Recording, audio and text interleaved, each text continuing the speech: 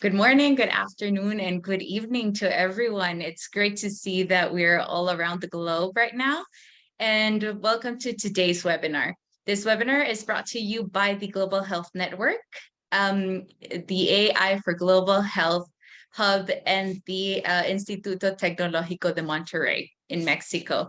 The topic for today's webinar is how to tackle health technology innovations, case studies from Latin America. And my name is Leah Mondragon. I am the Regional Project Coordinator for Latin America and the Caribbean for TGHN, the AI in Global Health Research. And I am delighted today to be joined by my co-chair, Fabiola. And if Fabiola would like to introduce herself a little bit more to you guys, we'll hand over the mic to her. Hi, everyone. So thank you for joining us today. And we're from Mexico and from many other regions that we are launching this webinar. And so I'm Fabiola Velarde. I am a specialist in accelerated incubation at the Instituto of Tec de Monterrey. And currently I'm the entrepreneurship coordinator at LAC Jalisco, that is initiative with the IDV Lab, IDV, the government of Jalisco, and the Tecnológico de Monterrey. So thank you, Leah. Thank you, Fabiola. It's great to have you here today as our co-chair, and thank you for this opportunity as well that we've chosen our speakers. I'll briefly introduce our speakers, then they'll be able to showcase a little bit more of who they are and what they are working on. We have Alejandro Abarca, CTO from Delee, Mexico, Mauricio Heredia from the Managing Director for Warmi in Ecuador, and Alejandro Ledesma, our CEO from Argentina, for Epiliquid in Argentina. So today we will discuss the transformative power of artificial intelligence in healthcare, and we're going to showcase these 3 startups that have been handpicked by the Artificial Intelligence Startup Acceleration Program, PASIA, which you're going to learn a little bit more about. And we're going to learn from their experiences, discover the challenges they have faced, and also explore the strategies they have employed to overcome those challenges. I think it's a topic that would be interesting for entrepreneurs, investors, healthcare professionals, and policymakers alike. So welcome very much. We're going to go over a little bit of housekeeping before we begin. And know that, firstly, the session, it's being recorded. And the recording will be shared in the coming days on the Global Health Network's platform. And also some of the materials will be available there. You're able to use the chat box to interact with us as you have been doing so far. So thank you for your interaction. And you can also use the Q&A box to ask the questions that you'll like to our panelists and other questions that you might have. Due to the number of participants that we're having, your camera and microphones will be disabled. When the Q&A comes, please, if you'd like to ask a question out loud, you can raise your hand and we will be able to enable your microphone. But if you'd like, you can also type your question on the Q&A box. So we will now begin for the program today. This is our agenda. We're going to have opening remarks from Chaitali Sinha, our Senior Program Specialist from the IDRC. We're going to have a presentation of PASIA, the initiative from LAC Jalisco, and the presentation of the hub for TGHN. And of course, the interesting discussion from our panelists from Delee, Warmi, and Epiliquid. Again, the recording materials and the presentations will be available in the Global Health Knowledge Hub that we will be sharing with you shortly. We're going to start, and we're having opening remarks from Chaitali Sinha, who is the Senior Program Specialist at IDRC. Thank you, Chaitali. Welcome, and thank you for being here. Great. Thank you so much. Thank you to the organizers for inviting me to offer some very brief remarks because we have some excellent speakers to hear from. For those who do not know IDRC, since 1970, the International Development Research Center has been part of Canada's foreign affairs and international assistance efforts. We champion and fund research within and alongside low and middle income countries to some of the most pressing development challenges. And we really believe in the power of Southern-based and locally relevant research and action. This phase of the PASIA project is part of a global initiative supported by IDRC called the Artificial Intelligence for Global Health, or AI for GH. AI for GH supports research on how responsible AI innovations i.e. innovations that are ethical, inclusive, rights-respecting, and sustainable can strengthen sexual, reproductive, and maternal health outcomes, as well as promote more equitable prevention, preparedness, and response to epidemics and pandemics. Despite the promise of AI solutions, I think we would all agree that when poorly designed or done in a vacuum without engaging communities or addressing prevalent social and gender norms, the innovations can carry considerable risks that could not only undermine individual and population health outcomes, but also challenge the trust in health information and broader health systems governance. So new approaches are needed to level the playing field in terms of investments in researchers, institutions, business models, and key data infrastructure. And the role of a strong private sector that can generate and commercialize health products and services to support more health equity is enormous and very exciting. However, it is also an area that suffers from a lack of rigorous examination and evidence generation. The role of PASIA is timely as it provides a strategic window to generating robust indigenous business models across the Latin America and Caribbean region that are both profitable and address various forms of health inequalities. Unpacking these inequalities based on experiences and identities, including those stemming from gender, sexual orientation, age, class, race, caste, ethnicity, citizenship status, migration status, and a whole range of other things is essential. And in fact, an area that is well designed well-designed and locally relevant AI solutions can help shed much needed light on. So without further ado, I just wanted to say welcome, and I look forward, like all of you, to learning from the panelists today and as they continue with their important work in this field. Thank you very much.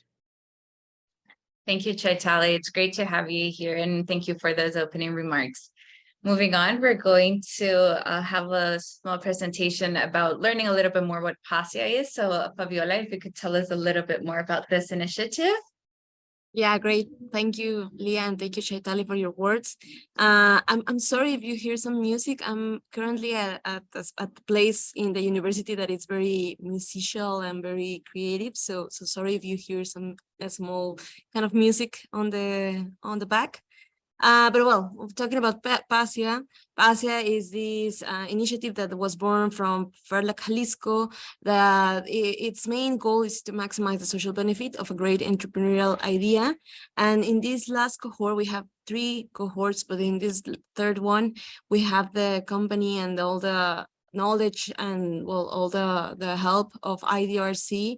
And so in this kind of structure, we held to all the startups that were working with health tech ecosystems in some of the verticals that Chaitali already mentioned. And as I can speak a little bit more about PASIA, I want to share with you mostly what was one of our main events that gathered from all the world, from all the communities, people around health topics and AI ecosystems. So can I share you a fast video if it is possible? Yeah, thank you. Thank you so much. So yeah, I'm going to share it with you, and so I can give it some preview of what was working with these 3 entrepreneurs that are here with us, that are from Delee, Warmi, and Epiliquid. So let me just share it with you right now. This was the summit for PASIA.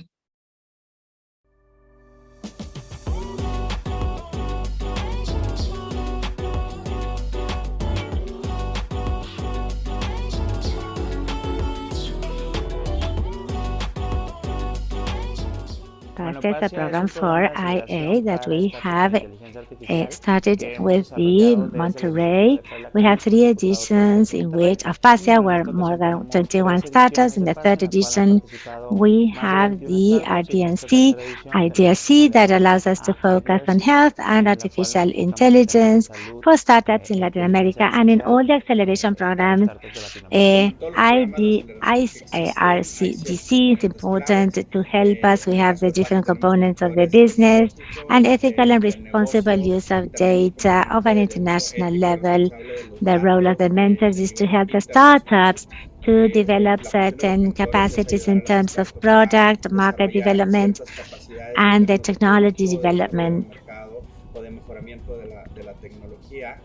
3 days workshops, networking, talks, panel of experts. The summit has been a very interesting experience because we gathered all the stakeholders on AI and health. So having entrepreneurs, experts, public sector and private sector, and academia representatives all in the same place has been a very enriching experience for all of us here.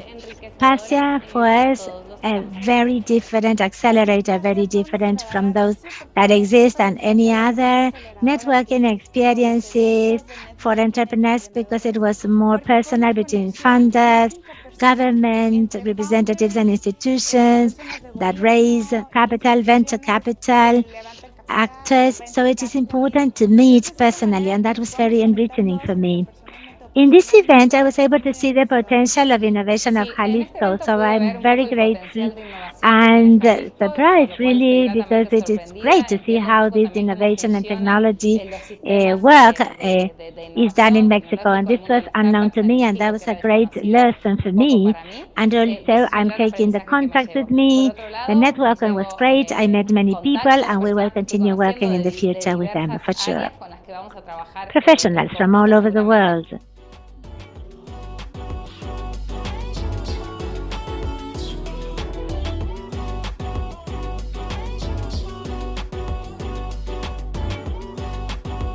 In this summit specifically, it was a great experience to meet many other people, to be able to meet others, and to be known ourselves as part of this AI ecosystem. And that will be very important for the landing of Warmi. We're taking many relationships with us. We were able to generate the networking, which for us will be very valuable for the openness of mind. It was very important for us to understand better also how we can insert ourselves in a more effective way. It was like a bath of reality for us. How can we take our project to wherever we want to be also? Very enriching, third generation.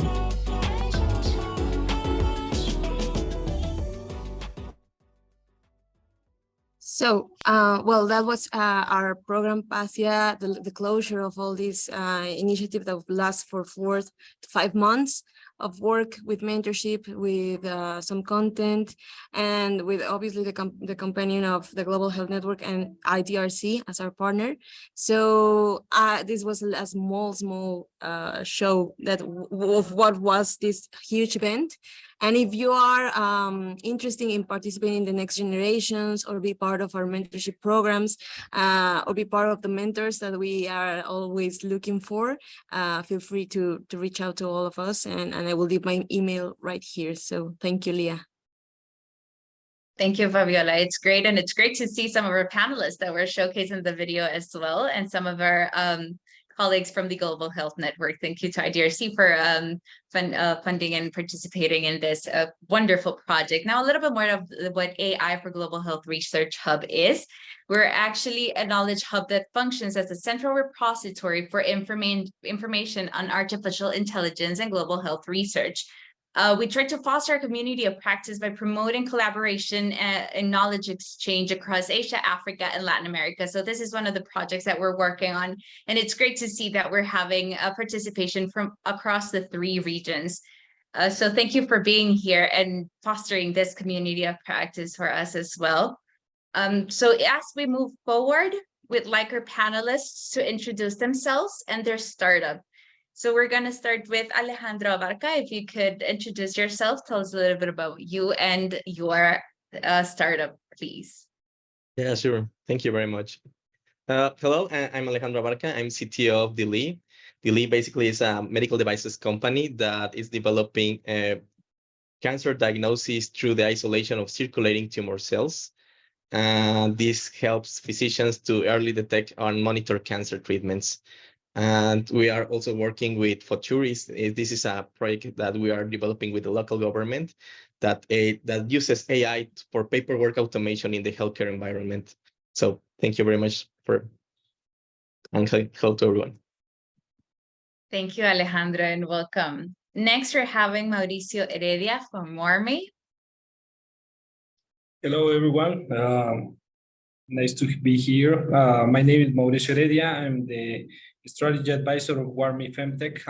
Warmi is a technological-based company that uses ethical artificial intelligence to deliver a comprehensive well-being program for women, promoting the empowerment and mental peace for them.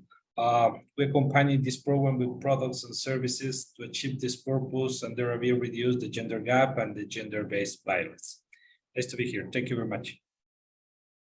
Thank you, Mauricio. Next, we have Alejandro Ledesma from Epiliquid. Hi, good morning, everyone, and thank you for the invitation. My name is Alejandro Ledesma. I'm the CEO of Epiliquid. We are a deep biotech startup with a mission to bring early cancer detection to everyone, improving basically the population's quality of life, but also reducing the global burden of cancer.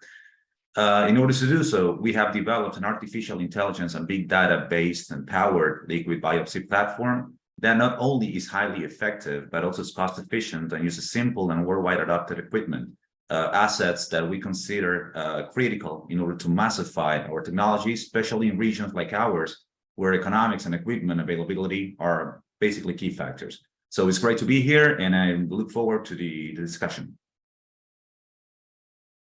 Thank you. Thank you to our three panelists. Thank you for being here. We're going to start with the anticipated discussion.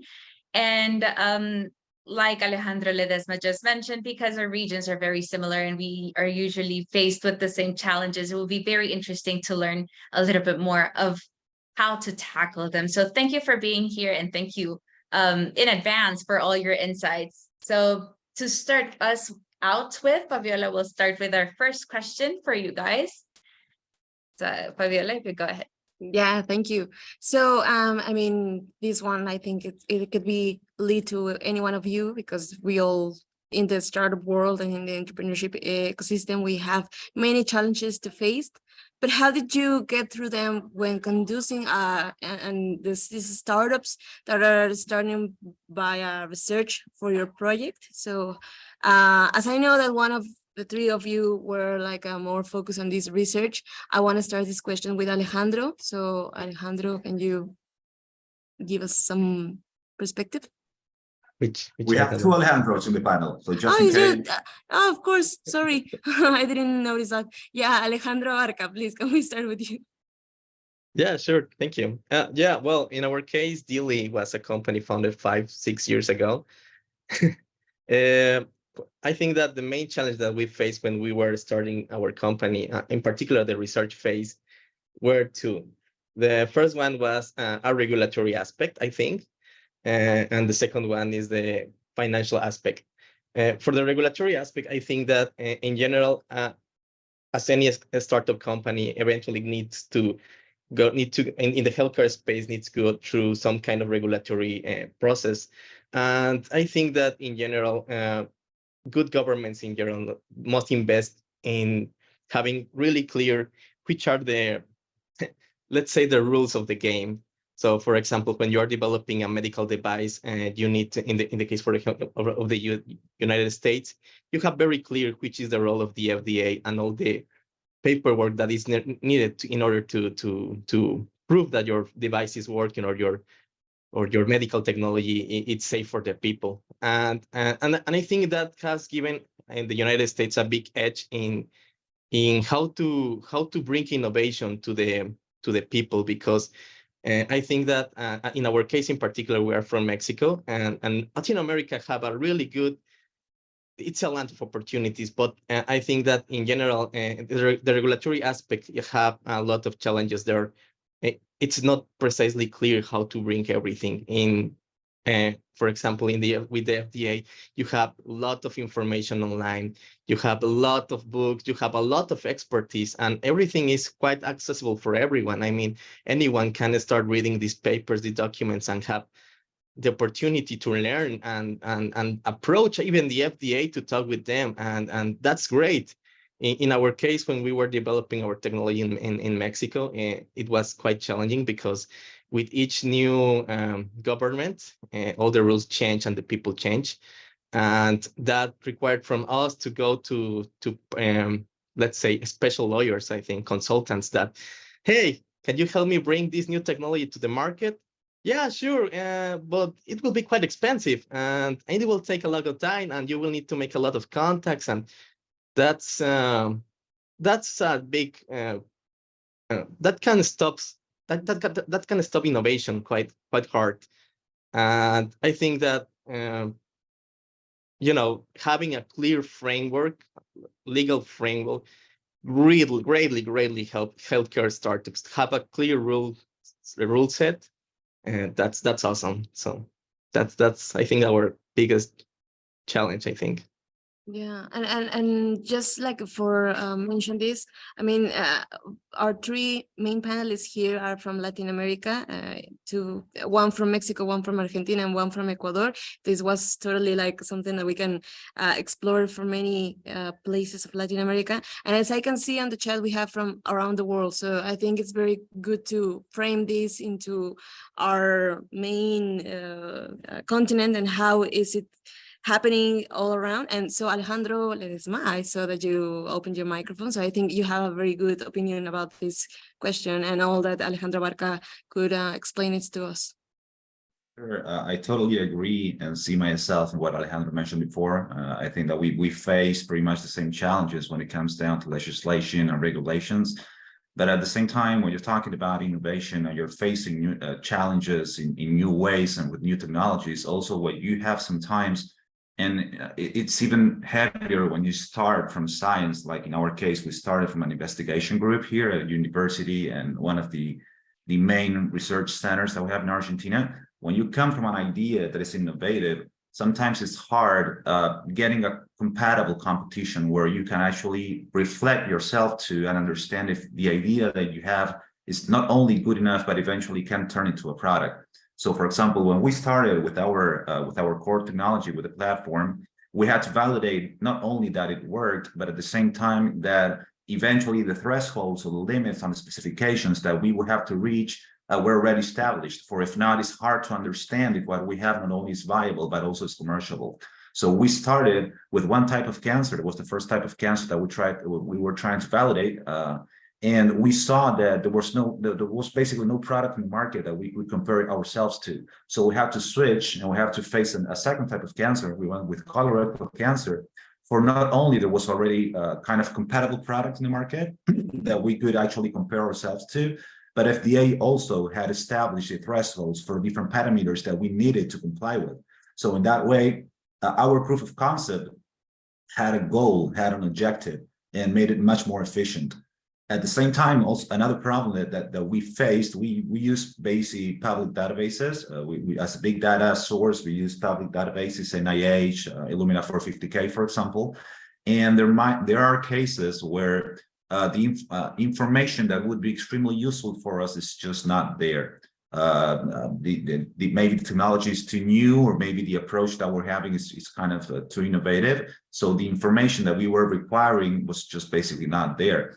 And in that case in particular is where AI for us was a great tool and a great help. We could actually manage, mainly through machine learning, to train our system to deliver the information that was not being held in the databases as well.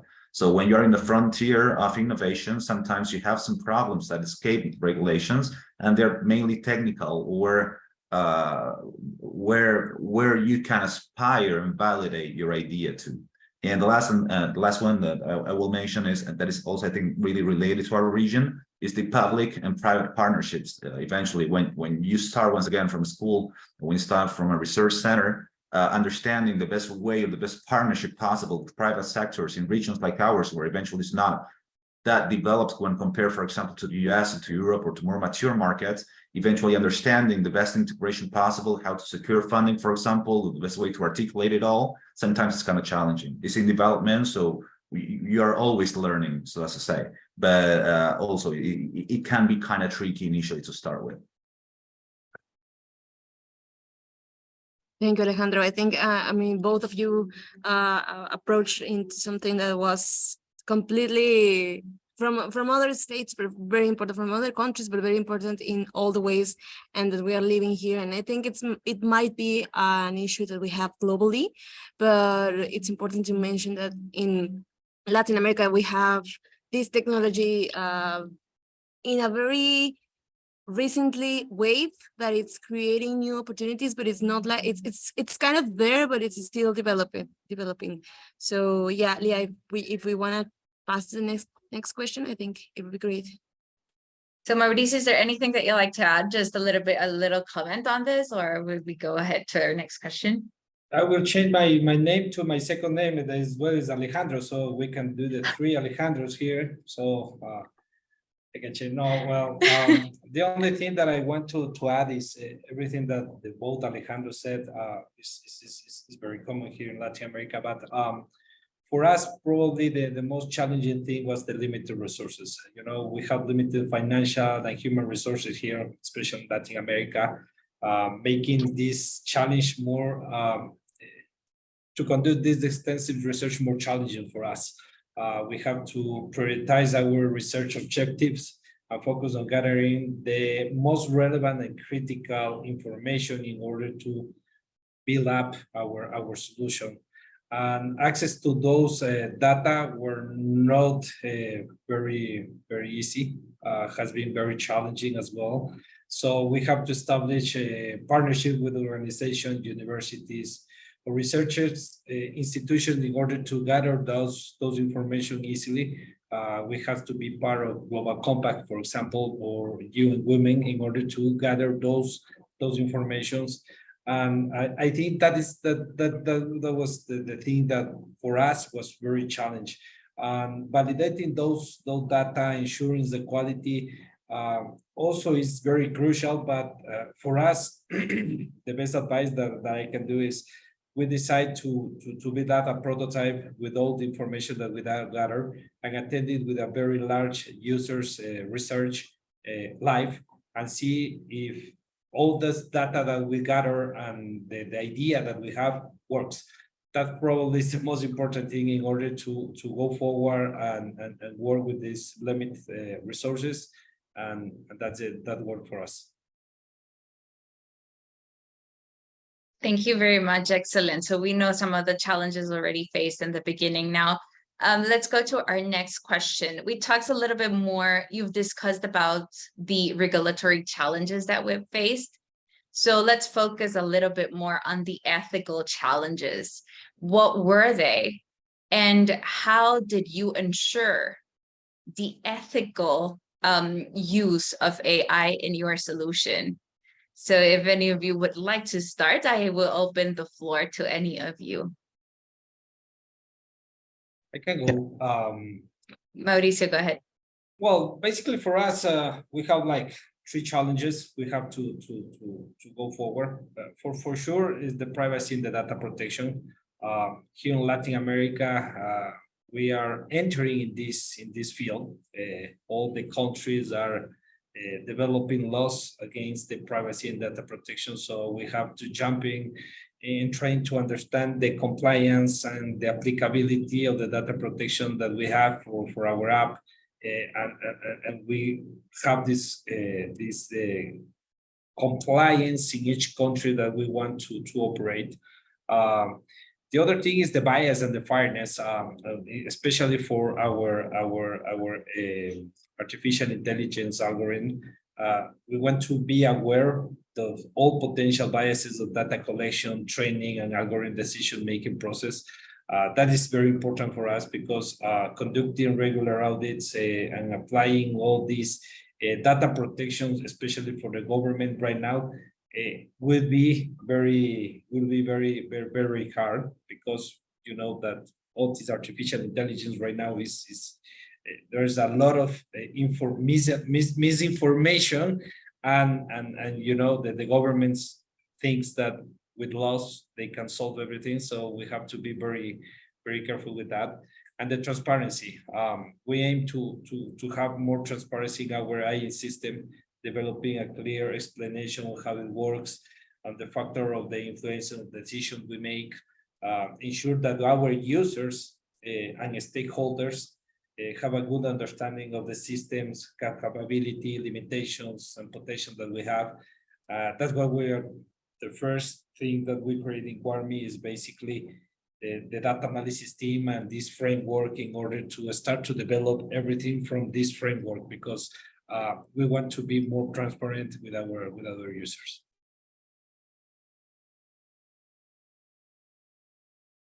Alejandro Barca, is there anything that you'd like to add to that? Yeah, sure. Well, in our case, I think that there are some examples, I think, that actually showed that actually were really good in as an example for the research phase. In our case, we deal with the private and public sector. At the beginning, obviously, and the startup doesn't have like a lot of money to gather all the data points that you need. In our case, getting data involves getting samples from patients.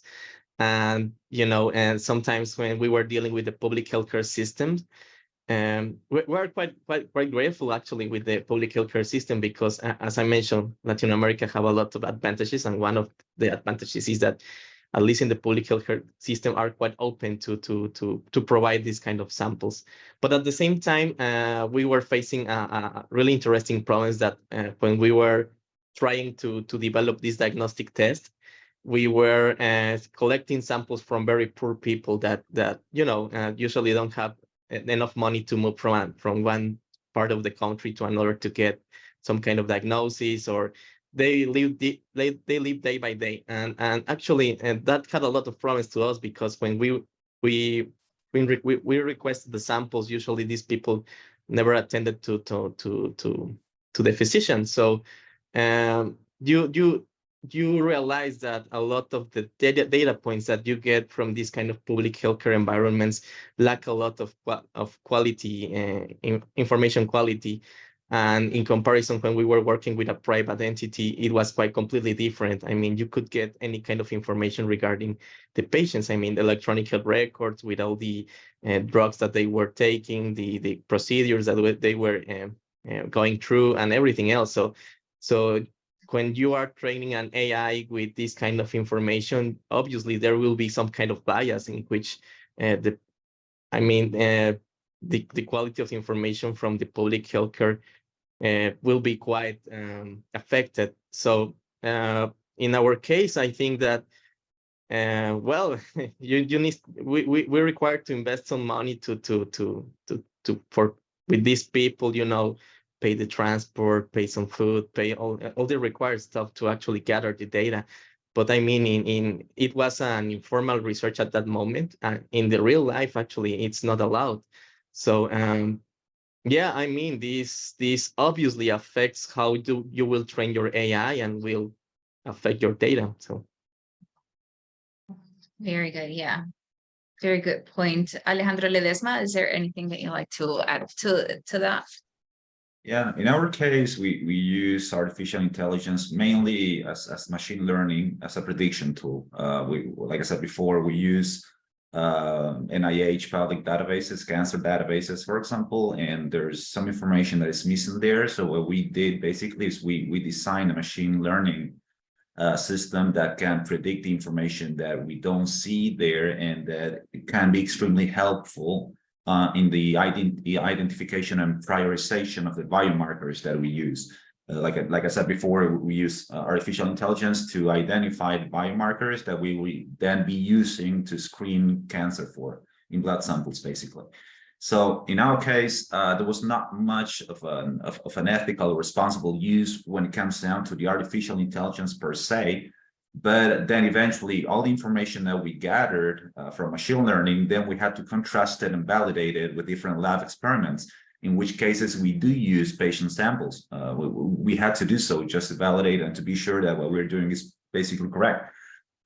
We do have a medical team, which is led by our CMO, the medical doctor, Victoria Bocanegra, which is part of Epiliquid right now. And she's in charge of designing and approving the different research and clinical protocols that we use and that we have applied to different health institutions that we work with locally in order to assure and to ensure that the ethical and responsible use of the patient's data or to assure that patient's data basically is used in an ethical and responsible way. Perfect. Yes, I think that was one of the most important things, right? To take care of our patients and take care of the users at this point. Excellent. So we'll go on to our third question if Fabiola would like to take that on. Yeah, thank you so much. And I think this one will resolve many questions that we have in the Q&A section and in the chat section that I have seen many of you have been writing about. So can we discuss the challenges that all of you have faced in integrating your AI solution with existing healthcare systems or workflows? And how did you approach those challenges? And I think this one's a very good question because, I mean, we have a very large community right here of specialists and scientifics and investigators, sorry. So would you like to start, Alejandro Ledesma, with this question? Sure. It is kind of tricky for artificial intelligence has been around for around 40 years, but right now it's kind of maturing and there's a lot of things going on right now that we can take advantage of, but you have to be constantly uploading new information and understanding the best way to apply it. Like I said before, for us, machine learning came kind of naturally. We do have also a chief informatic officer, which is Sebastián Arbona. He participated in the PASIA program as well with us. And we are lucky enough that he's really into this object. So he understands and he knows that he was the one to bring this tool into the table. And he had some previous experience in how to apply it. But nevertheless, was kind of tricky. And we had to figure out not only the best way to apply it, but once again, then prove that the way that we had to apply it was actually efficient for what we were looking for. So I think that maybe the main challenge that we faced was the fact of understanding basically the best way to apply it and learning at the same time how to train the machine, how to train it in order to do whatever whatever we needed the machine to do. In our case, like I said before, we had a professional on board who knew how to do it, but he was quite savvy and he was quite fluid regarding his way of searching for assistance. PASIA for us, for example, was a great tool. We were offered many of the assets that we needed in order to best apply the technology that we were looking for. So it is something that is new, it's something that is evolving all the time, and you have to be on top of the wave in order to be sure that you're using the latest technology. Once again, as startups, what we have that we can bring to the table is basically innovation, and you have to be always on top of your game just to be sure that you are actually valuable to the ecosystem. And right now, there are a lot of programs, there are a lot of courses, there are a lot of information around that you can use, but there are also a lot of mentors and a lot of programs like these ones that can actually help in order to let you apply the technology in the best way possible. Thank you for that, Alejandro. Yeah, and I think those are the challenges that we can, in the ecosystem and in networks, we can work all together. Mauricio, would you like to share something? Sure. Some of the challenges that we face clearly is the regulatory and ethical considerations. When you are working with such of amount of information, you have to take in mind that you have a big risk of the usage of this information. And that for us is very critical because, you know, our business is basically on trying to understand the behavior of many steps of the women lives. We have like very sensitive things, especially when you are facing this big mission or trying to reduce the gender-based violence. You have very crucial information for a lot of women, and train these ethical considerations into our business is very challenging, because you have to know where's the line between the ethical and the non-ethical thing inside of the business, because we are a profit business. So that is very challenging. And the other thing is trying to engage all the stakeholders and train them in order to understand how we can use this information to get benefits and more impact inside of the society, because we have like a very social mission, as I mentioned you, but not all the stakeholders understand this very well, you know. And trying to provide training and support those users and addressing the concerns through the education, the transparency of using all this data is very challenging, because you have to understand very well all the environment where you are working on, and don't focus what is your business and what is your real goal and your social mission, in order to don't be like another you know, a social media you know, app, and trying to make an impact is very important. Thank you, Mauricio. Alejandro, do you have something to add? Yeah, I think that, as Mauricio mentioned, I think any healthcare solution in general must interact with all the customers and all the users of the technology. I mean, in a healthcare environment, everything is interconnected, and in order to develop successful solutions, you need to communicate with everyone. You need to understand the needs of everyone. Each one is looking for something different, and integrating everything with success you will need to make sure that everyone agrees with everything. So technology in general must be as transparent as possible and is as easy to use. I think that those are the. How do you face, I think, this? Thank you, the three of you, sorry. Leah, would you like to continue with the next question? Yes, thank you all. That was very interesting to learn, Yes. right? So this is something, one of the facts that we're focusing on, how to introduce them into our healthcare system. So for our last question, we're going to go into, and hopefully this can answer some of the questions for those who are interested in starting their own work. So in retrospect, looking back, what advice would you give to other entrepreneurs or researchers who are embarking on this development of creating an AI healthcare startup? And particularly in overcoming all of these challenges that you've already mentioned. So the floor is open. Alejandro Abarca, would you like to start us off? Sure. I think that, so developing a healthcare project startup in general is like a marathon.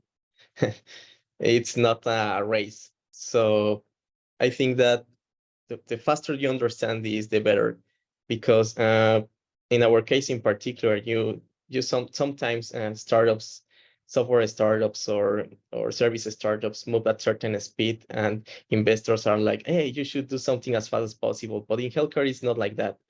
And I think that in particular in AI, you need to add additional concerns, as you mentioned, ethical concerns and cybersecurity concerns, and you need to be sure that your product doesn't go to the market without any testing. I mean, you need to really be sure that everything works, because if you offer something that have any kind of problem and make any kind of damage to people, you lose. So yeah, I think that be prepared for the race, enjoy the process, and talk with a lot of experts and people. That's wonderful advice. Excellent. Yes. Alejandro Ledesma, would you like to add anything to Alejandro Abarca's comments? Yeah, I was gonna go pretty much around the same way that Alejandro went before. If you're innovating, or if you're willing to get into the healthcare vertical segment, you know that it's gonna be, I'm sorry, but it's gonna be a complicated and long path that you will have to travel. you will have to deal with legislation and legal requirements. And if you're innovating, and if you're in a region that, like ours, for example, like Latin America, you know that you will have to get deep into it to understand the best way to get out of it. You will have to go through funding. You will have to go through different competition in a dynamic market as well. So basically, you have to be creative, you have to be dynamic, and you have to be open-minded. But you will learn a lot along the way. And at the same time, you do have a lot of communities that are slowly starting to rise up, like, for example, the Global Health Network, that eventually can help you reduce the knowledge that you need, or you can use that kind of networks to take advantage of experience of people all around the world. And we are going at the same time through a kind of a really exciting time for me. There are a lot of technological breakthroughs that allows us to rethink or tackle maybe traditional healthcare issues from another perspective. We can now process huge amount of data in a really quick and cost-effective manner. You can have additional tools like we use, for example, to supply for missing information that just might not be there. And this can lead not only to new solutions like ours, for example, but even completely different concepts being developed. We're kind of moving away from a reactive healthcare to a more proactive one. And in these scenarios, startups, we do have a lot of say. We can really take advantage of these new technologies, and we can actually be a true source of innovation. So we can be disruptive, and we can take advantage of lead startupping, for example, or trying to improve along the way. And we can actually be a central player in this kind of innovation. So I think that is kind of a really exciting time to be in this field right now. That's excellent. Wonderful. Yes. Mauricio, do you have anything to add to us? Well, I can advise you that collaborate on the domain with experts. Something that really helps a lot to Warmi to go forward with limited resources is basically to collaborate with people, with professional data scientists, business experts, in order to understand better how we can go forward, and that allows us to seek mentorship and support. For example, for us was like the difference between the day and the night for Warmi, is because all the mentorship and the support that we got being part has been very useful for us, not only to grow our business, but also to understand better how we can approach our business in the future. Because collaborating with these kind of institutions, you gain a lot of not only support, but also you gain a lot of access to data, resources, very good people that probably can help you in another way that you didn't know that could fit in your business model, and that for us was very important.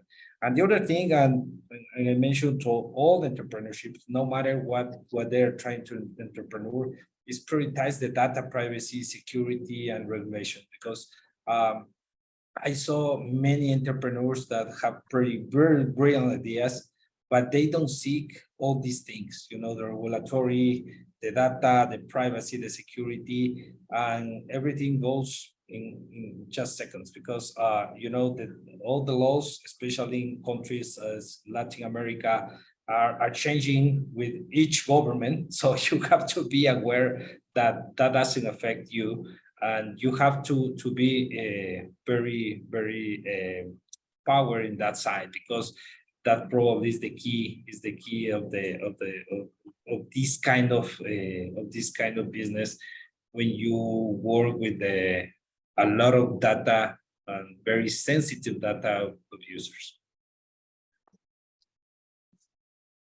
Thank you. Yeah, so I think that collaboration is one of the things that works well. And thank you all for joining us today as well.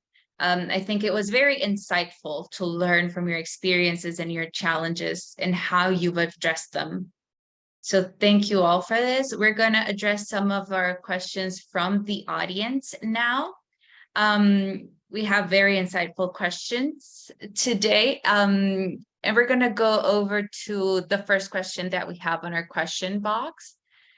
And it says, were there any unresolved challenges? If any, what impact have they had on the project? Also, what's in place to manage this?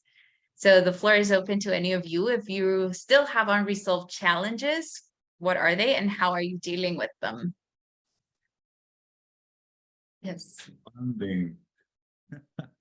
Depends a lot, but usually funding is a challenge, especially in regions like ours. So depends a lot. Cancer might sound sexy for a lot of things, but eventually getting to being able to have a product in the market is a long path and a difficult path. So eventually you have to understand the best way, not which one is your goal, which one is your mission, and how is the most secure way to get up to that goal mission that you have. In our case, what we try to do is we try to manage different funding, like for different projects. So for example, right now we have applied for a local national grant that will help us cover, for example, our first clinical validation here. It's going to be somewhere around 1,200, 1,500 patients for the first type of cancer early detection test that we're having. But at the same time, we're raising funding for another type of cancer, for example. We're raising funding especially for lung cancer as well, or we're establishing new partnerships for liver cancer, for example. So eventually understanding where you're standing, where you want to go, and eventually trying to not only synergize, but see if you can eventually pull up, I don't know, some cash for a specific project, how that impacts on the objective, and being as attractive as possible as well for investors. That is tricky, and you will have it all along the way, so you will have to deal with it eventually at the end of the day. But the good thing is that capital is there, eventually money is there. You just have to find out the best way to obtain it. There's not a magic formula for it. You have to understand your value proposition, iterate it, and be sure that what you have is actually as sexy as you think it is. Very well put. Yes, thank you. In our case, besides what Alejandro mentioned, that is probably a big issue for this kind of innovative solutions. The thing that we have been facing a lot, and is a challenge as well for us, is trying to people understand what is, for example, a femtech. We are a femtech, and nobody knows here in Latin America what is a femtech. And trying to train or educate to our stakeholders to understand what we are trying to do in a holistic manner, in a holistic way, has been a very challenge, because, you know, all the VCs tell you, focus only on one thing, trying to solve only one problem. But with all the information that we've been gathering during 14 months, the thing is that we have to go forward to another solution, because in our case, women need more than only one thing. And trying to educate them has been a very big challenge, because if people doesn't understand what we are doing, the first 5 seconds tell you are on focus. You don't know what you are doing. But for us, the challenge, or the big challenge for us, is trying to show them with a proper tool that is working for women, and that is something that we have to change minds and trying to be more open-minded, and that we are working right now very hard. I think we have a lot of Q&A on the Q&A section, but I would like, before I give Alejandro the word to answer the one that is, what is the role of that data scientist in curbing these challenges? Not only because I myself study a data science master, and it's a topic that I like, but I think it's something that we have been challenged in the three projects of you, because many of you come from engineering areas, or from other spaces like entrepreneurship, MBAs. But what is this role in the current, in our current scenario, taking place on your startups? I don't know if one of you can answer this question. One of the Alejandros. Can you please? I didn't get the question. I'm sorry. Yeah, I mean, the question is, what is the role of a data scientist in curbing these challenges? Okay. Do you want to go, Alejandro? Yeah, sure. This is another case. Well, our other project is paperwork automation. And basically what we do is we record the conversations between the physicians and the patients, and we generate reports for insurance billing purposes. And a lot of data science goes there because, for example, the hospitals requires a lot of metrics regarding patient income, disease detection, a lot of even patient happiness, I think. And in our particular case, data science has been super useful in this regard. So yeah. Thank you, Alejandro. We have other questions. I don't know if we can take one more, Leah. Yes, Maybe sure. I think, yeah, yes, we can take one more. So we have here, hello there. Is there any way to use AI models to fill in the gaps in the public healthcare data? To fill in the gaps in the public healthcare data? What do you think? That's hard. Yeah, there is. We do use it. We do it. That's the core. That helps us a lot to what we do. I cannot tell you technically how to do it. I didn't do it. We do have our chief informatic officer that is in charge of it, but that is the basic of how we apply AI.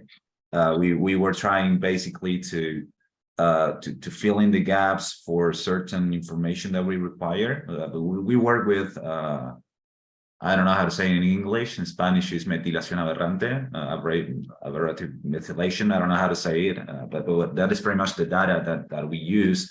And there are some information, so some open databases, they don't have it, or eventually it's not as efficient as we would need it to be. And there's where we use machine learning in order to predict the best to fill in the gaps and predict the information that will be used in those gaps, that then eventually is the information that we use in order to identify and classify and prioritize the biomarkers that we use for our liquid biopsy test. So in short, in a nutshell, yeah, you can do it. Perfect. Yeah. Mauricio or Alejandro, is there anything that you'd like to add to that?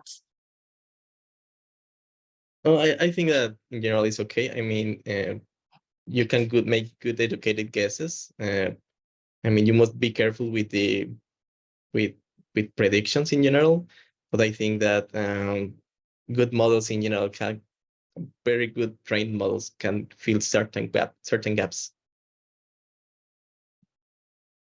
Perfect. Yes, I think that AI is coming to revolutionize healthcare, and if we use it responsibly and ethically, we can definitely address some gaps in healthcare. So due to time restrictions, I think we will not be addressing any more questions live, but we would like to invite you all to join our AI in Global Health Research Hub. You can sign up. Also, you can find more information about our startups. You can find our panelists in the Connect and Collaborate map if you have any questions for them as well. If you'd like to collaborate with them in further research in your regions, you can contact them through our Connect and Collaborate map and learn a little bit more about the PASIA initiative as well in our partner page for Tec de Monterrey. So please visit the site. You will be able to find an email to contact us, and we will definitely guide you to the right location where you need to be, if it's either one of our startups or one of our panelists or to the PASIA initiative. Remember, we will have more events and opportunities like this one in the next month. So you just need to register and sign up to get our newsletter, and you'll be up to date with the new events. So thank you to our panelists, Alejandro Abarca from Delee, Mexico, Alejandro Ledesma from Epiliquid, Argentina, and Mauricio Heredia from Warmi in Ecuador. Thank you, Fabiola Velarde, for being here and sharing with us. Thank you all of you for attending this webinar. Again, if you have your further questions will be answered through the recording, and we will be uploading more answers to you in the AI for Global Health Research Hub. Thank you all for being here. Thank you for attending. Thank you, everyone. Thank you. Thank you. Thank you very much. Thank you.